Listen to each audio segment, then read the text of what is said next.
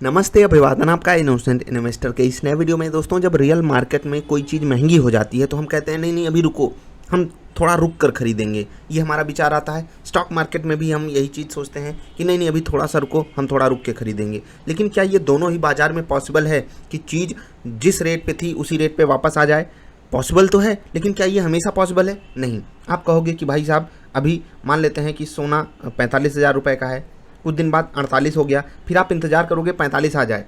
बहुत ज़्यादा चांसेस है कि वो 45 आ जाए, 44 भी आ जाए, 42 43 भी आ जाए। लेकिन इसके भी चांसेस कम नहीं हैं कि जो सोने का रेट है वो कभी लौट कर वापस आए ही ना, वहाँ से ऊपर चलता ही रहे। ठीक सेम चीज़ खाद्य पदार्थों पे भी लागू है।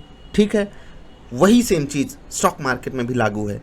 बहुत से लोग सपने देख रहे थे कि निफ्टी 7,000 आ जाएगी, 6,000 आ जाएगी। खैर, सपना तो पूरा नहीं हुआ, लेकिन वहाँ पर कोई ये नहीं सोचा था कि निफ्टी इतनी तेज़ रिकवरी करेगी, डबल से भी ज़्यादा चली जाएगी और वहाँ स्टेबिलिटी दिखाती रहेगी।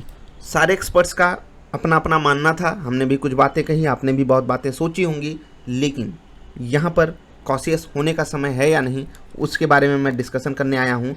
नितिन कामत साहब को आप जानते होंगे। देखो, कोई पसंद करता होगा इनको, कोई नहीं पसंद करता होगा। अगर आपके पास ज़ेरोधा अकाउंट है तो उसी के मालिक साहब हैं। ये कुछ कह रहे हैं, हम उसकी बात करेंगे, लेकिन उससे पहले आरबीआई बबल की बात करेंगे। ठीक है, जब आरबीआई ने बबल वाली बात कही थी तो उड़ाना तो नहीं चाहिए, लेकिन आप जानते हो मजाक किसने उड़ाया था।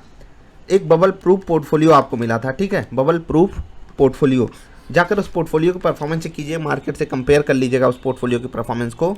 और वहाँ पर मैंने आपसे क्या कहा था कि ये जो बबल वाली बात है ये बबल ही रह जाएगी। मतलब ये जो बबल की बात हो रही है वो तब फटेगा जब बाजार में पैसा नहीं रहेगा, और आरबीआई ने ही जब बाजार को पैसा दे रखा है।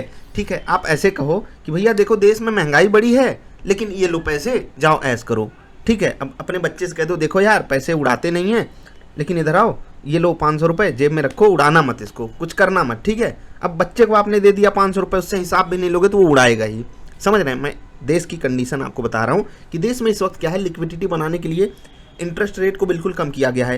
होम लोन भाई साहब 6% के आसपास मिल रहा है। सोच कर देखिए, आज से 3 साल पहले चले जाइए, 6%। मतलब सोच कर देखिए, जो होम लोन 8-9% पे रहता था वो आपको 6% पे मिल रहा है। मजाक बात चल रही है? नहीं, मजाक बिल्कुल नहीं है। कार लोन 6% पे चल रहे हैं भाई साहब। खरीदो भैया, कार खरीदो, गाड़ी खरीदो, ऐश करो, पैसे उड़ाओ। कौन बोल रहा है? आरबीआई। उसके बाद यही आरबीआई आकर आपसे क्या बोल रहा था कि बाजार में बबल बना हुआ है, बाजार फालतू में ऊपर जा रही है, बाजार को नीचे आना चाहिए, बाजार रियल मार्केट कंडीशन से बिल्कुल डिटैच हो चुकी है। अब ये बात सही है या गलत? वो आप आरबीआई के पक्ष से सोचोगे तो बिल्कुल सही बात है कि रियल फंडामेंटल से बाजार बहुत दूर है, लेकिन उसको दूर किया किसने? जैसे कि हमारे यहाँ कोई एक बच्चा हो, बहुत शैतान सा हो गया हो, अब उसके माँ बाप बिल्कुल शांत, बच्चा एकदम शैतान, घर में घुसते ही एकदम गाली वाली दे देता है रिश्तेदारों को, और बे कहाँ से आ गया, चल निकल यहाँ से, मतलब इस तरीके की बात करता हो, और माँ बाप एकदम पैर छूते हो रिश्तेदारों के, तो लोग सोचेंगे ये कब हुआ, मतलब ये हो कैसे गया? लेकिन उनको नहीं पता है कि माँ बाप ने ही जब रिश्तेदार नहीं आते तो उसी बच्चे को बिगाड़ा है। तो बिल्कुल वही कंडीशन है इंडियन स्टॉक मार्केट की या दुनिया भर की हर वो बाजार जो चल रही है, जो बेहतरीन ढंग से चल रही है। उनके देश के जो रिजर्व बैंक्स हैं उन्होंने उनको दबाकर पैसा दिया हुआ है, दबाकर लिक्विडिटी बाजार में बनाई हुई है। इस कारण बाजारें चल रही हैं और गिरने की संभावना तब तक नहीं है, मैं बड़ी गिरावट की बात कर रहा हूँ, जब तक ये लिक्विडिटी खत्म नहीं होती। अब इस लिक्विडिटी के कारण महंगाई आएगी, और उसी महंगाई को लेकर के काफ़ी समय बाद नितिन कामत साहब ने एकदम कॉशियस स्टेक मतलब बताया है कि भाई साहब अपना जो है पॉइंट ऑफ व्यू रखा है कि हम बाजार पे अपनी 50% पोजीशन हेज करके रखे हुए हैं। अब ये बड़ी बात है सच में। नितिन कामत ज़ेरोधा के मालिक साहब हैं, आपको पता होगा, ये बात आप जानते ही होंगे। यहाँ पर इकोनॉमिक टाइम्स के हवाले से मैं आपको ये डेटा बता रहा हूँ। यहाँ पर इकोनॉमिक टाइम्स ने हेडलाइन दिया है कि Nifty's record run fails to turn Nitin Kamath into a bull. मतलब कि खरीदार बनाने में फेल हो गया किसको? नितिन कामत साहब को। कौन? निफ्टी का रिकॉर्ड रन। ठीक है, अब दलाल स्ट्रीट मतलब स्टॉक मार्केट। अब बहुत कम लोग हैं जो इस महीने की शुरुआत से, यानी कि सितंबर की शुरुआत से, अकॉर्डिंग टू मी यही चीज़ होनी चाहिए, early month of this year, अच्छा इस साल के, ठीक है, इस साल के शुरुआती महीनों से कॉशियस होने की बात कह रहे हैं। नितिन कामत उन लोगों में से हैं जो कह रहे हैं भैया थोड़ा सा अलर्ट रहना, किसी भी बात से आप इनकार नहीं कर सकते हो। रियल कंडीशन यहाँ है, स्टॉक मार्केट यहाँ है, हम इतनी दूर खड़े हैं। अगर मैं जिस हिसाब से चीज़ों को कैलकुलेट कर पा रहा हूँ, कोरोना से जो हमको डंट मिला है, रियल स्टॉक मार्केट अपनी लगभग 11 से 13 हज़ार के बीच में होनी चाहिए। मैंने एग्जैक्टली कुछ ऐसा कैलकुलेशन, मतलब कोई प्रूफ नहीं है, लेकिन जो मैं सोचता हूँ कि कुछ ना कुछ डेंट आया है, उस हिसाब से बाजार इतना ऊपर नहीं आनी चाहिए। ये पर्सनल लेवल पे मेरी थिंकिंग है। लेकिन दूसरी तरफ मैंने आपको क्या कहा कि जब एक शैतान बच्चे के पास पैसा है, वो पैसा वो उड़ाएगा, गलत जगहों पे लगाएगा, क्योंकि उसको नहीं पता है क्या करना है। लोग जुआ खेलते हैं, वही खेला जा रहा है। बड़े लोग यहाँ पर पैसा क्यों लगा रहे हैं? क्योंकि उन्हें पता है लिक्विडिटी एकदम दबा के है। लोग कह रहे थे मार्जिन बढ़ जाएगा तो लिक्विडिटी कम हो जाएगी। जाकर चेक कीजिए भाई साहब, वॉल्यूम जाकर चेक कीजिए फ्यूचर एंड ऑप्शंस में, कुछ नहीं हुआ। मजे लूटो, मजे लोग लूट रहे हैं। रियल कनेक्ट अगर यहाँ पर आता है, मान लेते हैं कि 4000 पॉइंट निफ्टी गिर जाती है, तो क्या आप उसके लिए तैयार हो? और अगर नहीं तैयार हो तो शर्म आनी चाहिए आपको अपने ऊपर। सर मुझे भी अपने ऊपर आनी चाहिए कि मैं कुछ लोगों को नहीं सिखा पाया। मैं कम से कम अगर 50-100 लोग भी मेरे कारण ये डिसीजन लेना सीख जाएं कि जब बाजार गिरेगी तो मैं मार्केट में इन्वेस्टेड नहीं रहूँगा, कम से कम वो फ्रेश पैसा मेरा नहीं लगा होगा बाजार में। मैं स्विंग ट्रेडिंग की बात कर रहा हूँ।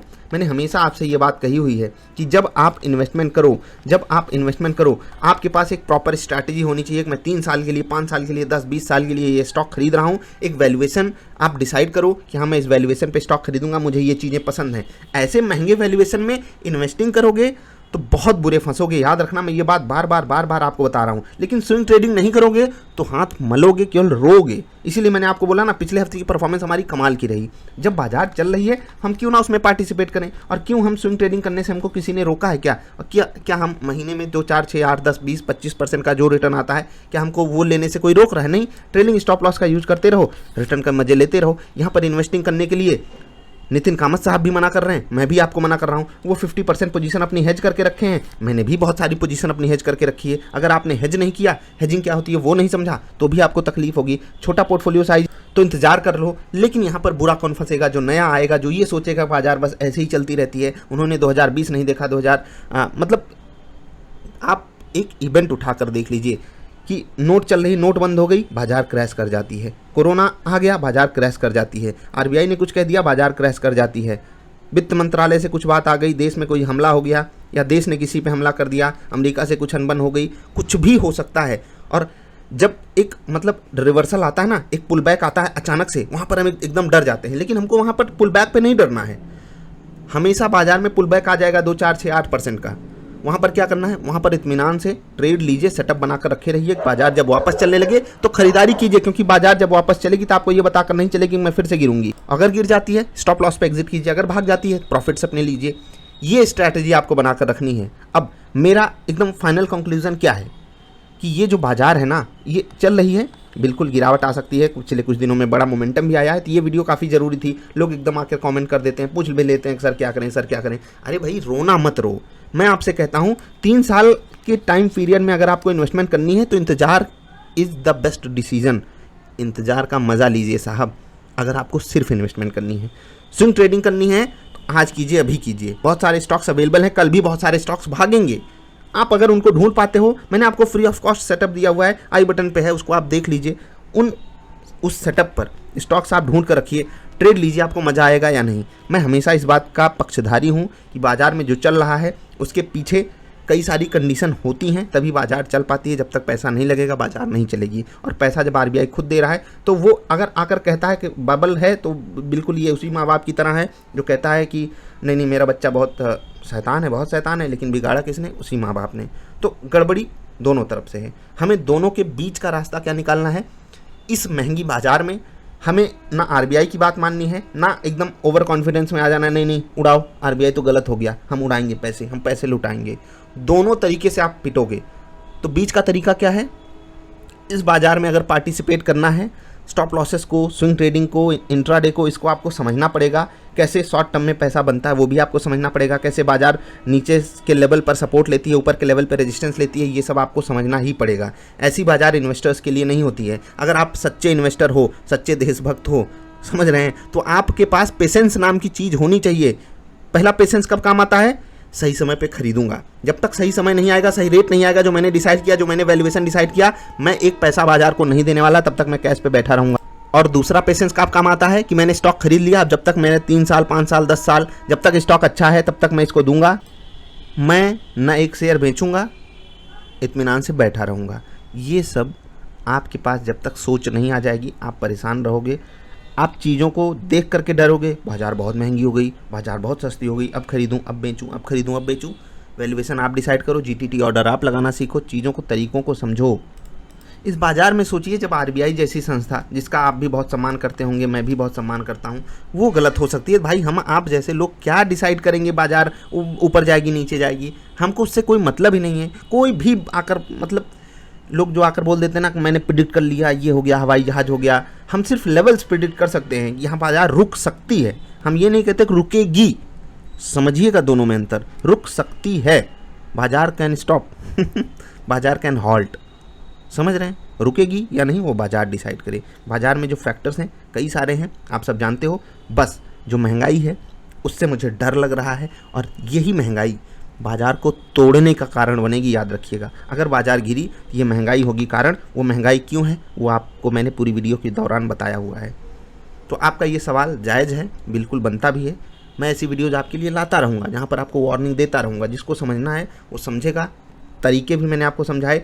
मैं इस बाज़ार में पार्टिसिपेट करने के लिए भी बोल रहा हूँ, और आपको मैं अगर फोलियोज़ दे रहा हूँ, मैंने अच्छे स्टॉक्स को अगर सेलेक्ट किया है, वहाँ पर आप मार्केट की कंडीशन, अब देखिए आप 17,000 पे निफ्टी पे इन्वेस्टमेंट करना चाहते हो या 13-14 पे, यह आपका डिसीजन होगा।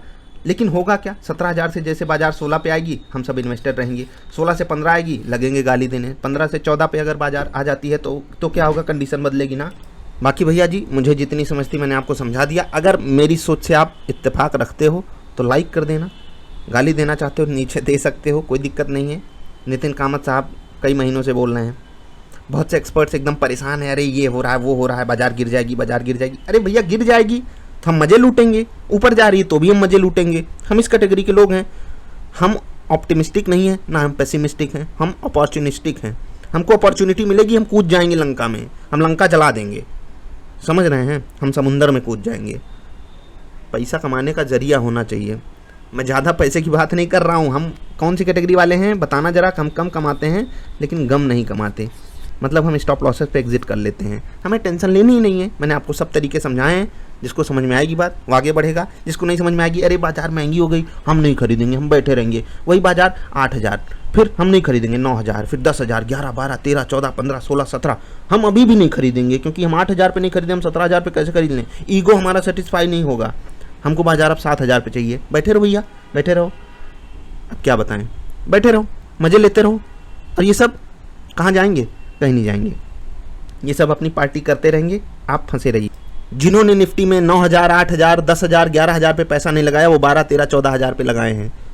समझ रहे हैं ना? क्योंकि बेवफा तेरा मासूम चेहरा भूल जाने के काबिल नहीं है। यही गाना सुना सुना के निफ्टी को बेवफा घोषित कर दिया जाएगा जब वो 8,000 पे लेने का मौका नहीं दी और 17-18,000 पे बेचने का मौका नहीं देगी। बाकी आप समझदार हो, पब्लिक आप हो, डिसीजन आपको लेना है। मिलेंगे फिर से, नमस्कार।